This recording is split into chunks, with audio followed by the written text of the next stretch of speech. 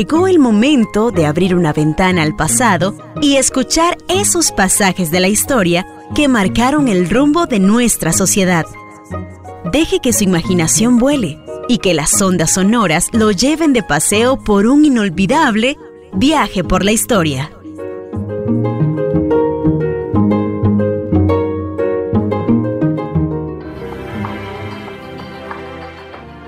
Al momento de desarrollar nuestro proceso de vida independiente, después de 1821, y con la Constitución del Estado de Costa Rica en 1824, se constituyeron los poderes públicos. Llamamos los poderes públicos esos órganos de gobierno que se reconocen en el Poder Ejecutivo, el Poder Legislativo y el Poder Judicial.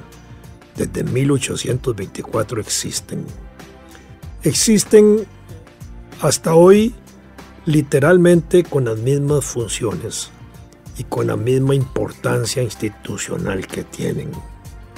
Los tres poderes son parte de la teoría política que se había desarrollado desde finales del siglo XVII, desde el XVI, XVII, y en el XVIII todavía, cuando se desarrollan justamente de manera más teórica los fundamentos de esa separación de poderes, de manera que para efectos de control del gobernante, acordémonos que como parte de las ideas políticas que justifican la soberanía popular, esa delegación de poder que da cada ciudadano en un gobernante para que gobierne la sociedad y que debe estar en armonía con sus intereses y con su voluntad, y que si ese gobernante se opusiera, actuara contra esa voluntad popular, gobernara contra el pueblo, se convirtiera en un tirano, en un déspota,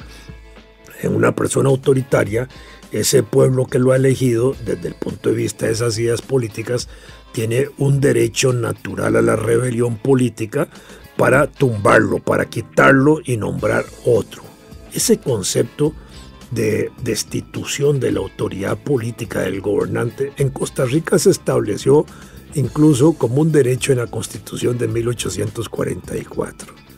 Después se eliminó, pero ya en 1844, en la Constitución de esa época, se había establecido ese derecho, para decirlo en términos actuales, de revocatoria, pero es el derecho a la rebelión popular, que estaba declarado justamente en la Declaración de los Derechos del Hombre y del Ciudadano de 1789, donde se establecía con claridad esa relación armónica que debe haber entre gobernantes y gobernados. Pues bien, desde 1824 aparecen esos poderes públicos separados para ejercer control, de manera que el gobernante no puede hacer leyes ni pueda dictar justicia como hacían los reyes.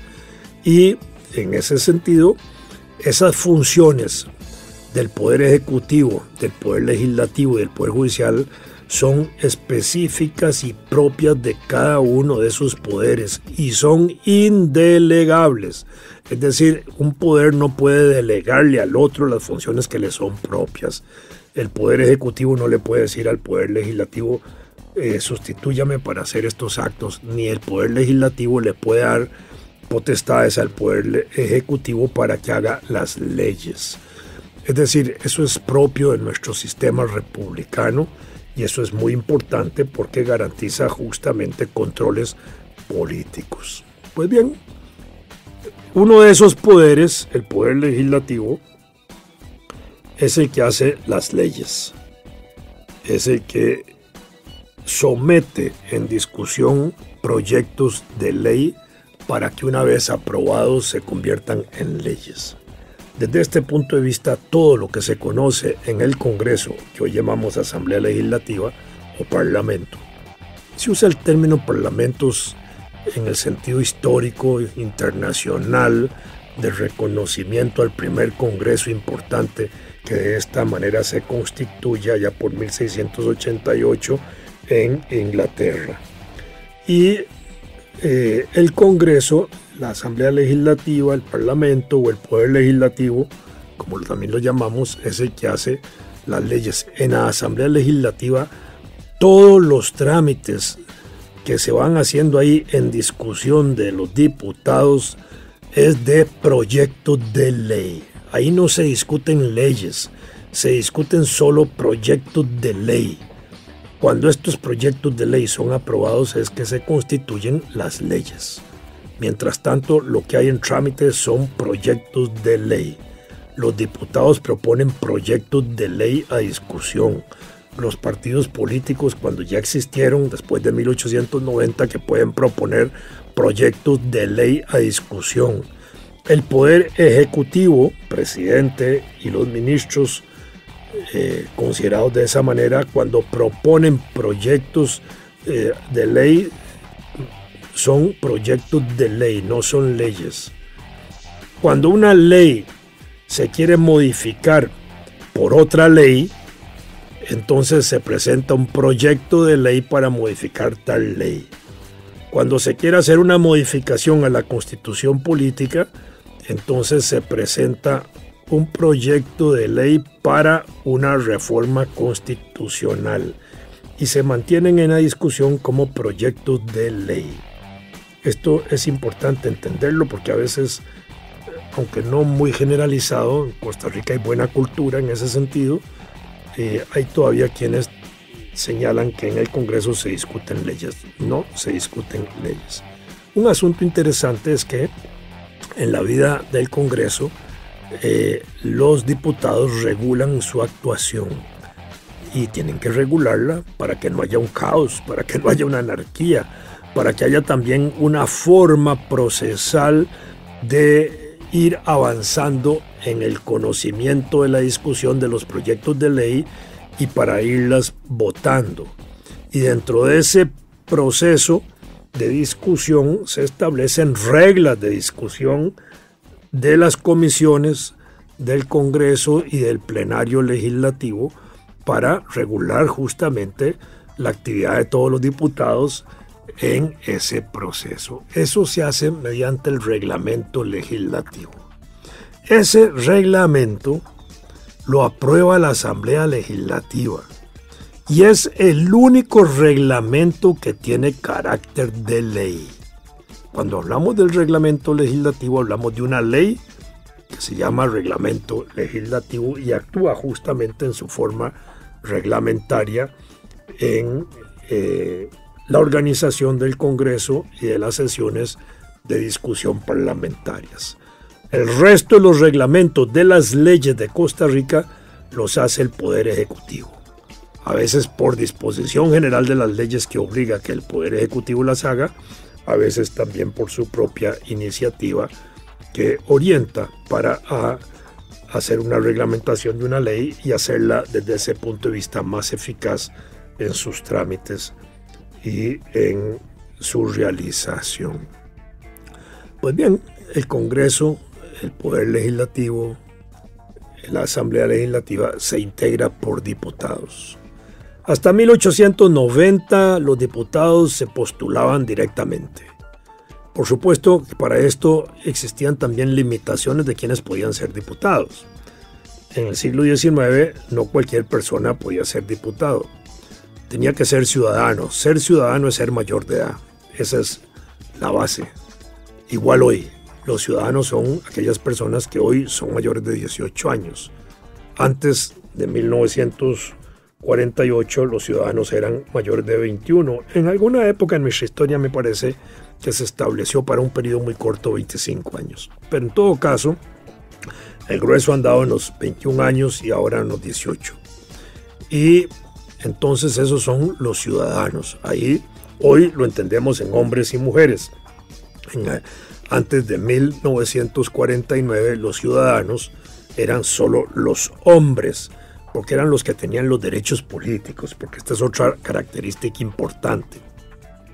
Los ciudadanos son los que tienen derechos políticos, el derecho de elegir y ser electo. Hoy ese es un derecho universal, un reconocimiento a hombres y mujeres mayores de 21 años en esa potestad, en ese poder de poder nombrar diputados, presidente nombrar las autoridades de los gobiernos locales, los alcaldes, los regidores y síndicos, los representantes de los distritos, etcétera, los intendentes donde hay intendencias, que son gobiernos locales muy importantes. Este año, 2019, vamos a tener elecciones. 2020, perdón, vamos a tener elecciones nacionales en los 82 cantones, en los 82 gobiernos locales de Costa Rica. Bueno, antes de 1949 las mujeres no votaban. Antes de 1924 el voto era público. Antes de 1914 el voto era indirecto. Entonces es importante que cuando había un voto indirecto se nombraban primero unas personas por parte de quienes eran considerados electores, que eran esos mayores de edad, que además tenían que ser hombres, que tenían que tener capacidad económica, que debían saber leer y escribir. En fin, eran como los atributos básicos por los cuales se constituían esa base de electores. Era una base muy pequeña de la población. En 1890 eran 912 electores sobre 340,000 habitantes, lo que significaba un 0.3% de la población. ¿Eso era democrático? Hoy puede parecernos que no, pero esa era la democracia de ese momento. Así era como funcionaba la democracia en Costa Rica. Ya en 1913 pasamos al voto directo, donde se elimina el voto de escogencia dentro de los electores para que un grupo más pequeño dentro de ellos tomaran las decisiones. Y en 1924, con el voto secreto, se fortalece la decisión del voto porque permite que ese voto no sea declarado público, sino que se hace en secreto, en conciencia. Después, allá por 1935, Ricardo Jiménez, que fue el impulsor de estas reformas, impulsa también la reforma para que los resultados electorales se declaren como ganadores a aquellos que han obtenido más del 40% de los votos a nivel presidencial. A nivel de diputados eso no funciona. A nivel de diputados y de regidores, síndicos y otras autoridades, gana el que tenga más votos y se distribuye proporcional a los votos la integración de los consejos municipales y de la propia Asamblea Legislativa. Pues bien, en el caso de la Asamblea Legislativa se estableció también un criterio provincial cuando se establecieron las provincias. Antes de 1848 existieron departamentos que eran 3 departamentos, el oriental, el occidental y el departamento de Guanacaste, que se habían constituido en 1835. Las provincias aparecen en 1848, siendo en ese momento solo 5: San José, Alajuela, Cartago, Heredia y Guanacaste, que había resultado del proceso de la anexión, y 2 comarcas, que eran la comarca de Limón y de Punta Arenas. Estas 2 comarcas posteriormente se convirtieron en provincias, siendo Limón la última allá por el año 1901-1902 que se constituyó en provincia. Hoy esa estructura provincial permanece en el país y a efectos de los diputados es la forma como escogemos y elegimos diputados, nombrándolos por las provincias. Se dice que los diputados tienen un carácter nacional, que representan a toda la nación costarricense, pero se eligen provincialmente.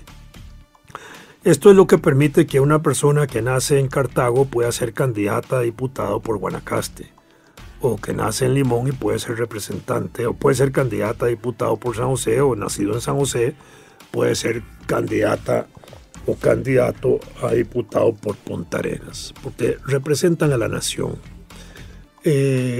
Esto hoy se discute más fríamente en posibilidades de hacer reformas para mejorar la representación política de los ciudadanos en la Asamblea Legislativa. ¿Cuántos diputados debe tener un país?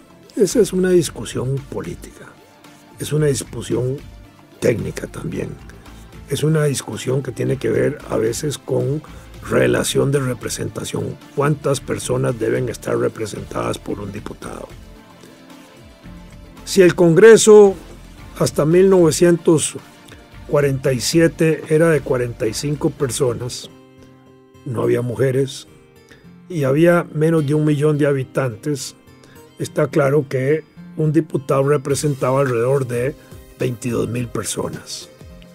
De manera que ahí estaba representado. Cuando el Congreso en 1957 pasó a tener 57 diputados y teníamos 1 millón de habitantes, ahí elevamos otra vez el porcentual y el Congreso pasó entonces a tener una representación de 1 por 40 y pico de mil personas.